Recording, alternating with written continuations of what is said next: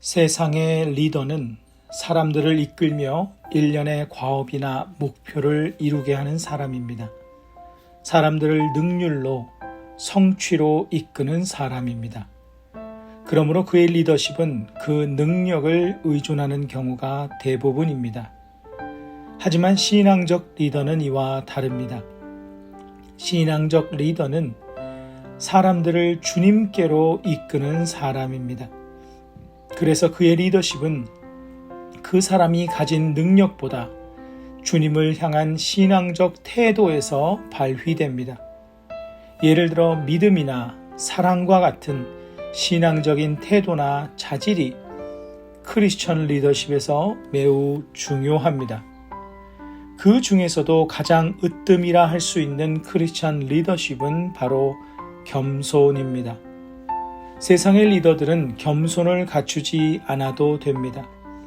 갖추면 더 좋겠지만 겸손보다는 능력을 더 중요시합니다. 그러나 크리스천 리더에게는 능력보다 겸손이 더 중요합니다. 그 사람이 가진 능력으로 인해 사람들이 주님께로 인도되는 것이 아니라 그의 겸손함을 통해 인도되는 것입니다. 겸손함 속에 주님께서 계시기 때문입니다. 사도 바울은 자신이 그리스도로 인해 입은 손해들을 이야기합니다. 그럼에도 불구하고 모욕을 당할 때 축복하고 박해를 당해도 참고 비방을 당하지만 권면합니다. 그것이 겸손한 모습입니다. 겸손한 사람은 복음을 위해 낮아지고 섬김의 자리로 내려가는 것을 즐거워합니다. 그 섬김의 자리에서 당하는 모욕과 박해와 비방으로 인해 어려운 마음을 갖지 않습니다.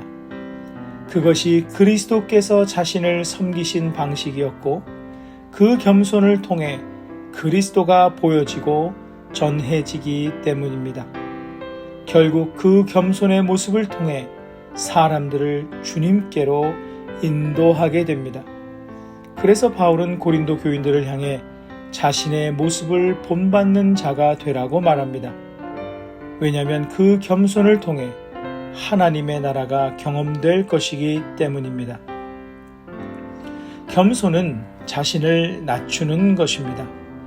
겸손은 비굴함이 아닙니다. 주님을 사랑하기에, 주님을 위해, 그리고 주님과 함께 낮아지는 것이기 때문입니다. 그러므로 겸손은 가장 강력한 능력이며 겸손한 자가 가장 강한 자입니다. 주님께서 겸손한 자와 함께 하시기 때문입니다. 겸손한 자는 주님의 뜻에 자신의 삶을 맡기는 사람이기에 삶의 어려움에 쉽게 낙심하거나 불평하지 않습니다. 주님께서 그 삶의 주관자이며 주관자 되신 주님의 탁월하신 인도하심을 신뢰하기 때문입니다. 하지만 교만한 자는 그와 반대입니다.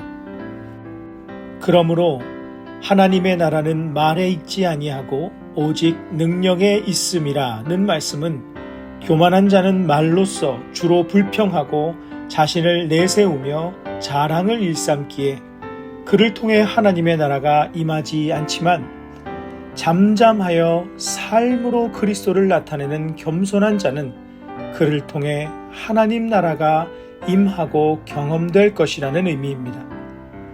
겸손한 자는 하나님의 뜻, 하나님의 마음, 하나님을 전하는 일에 무릎을 꿇은 사람입니다.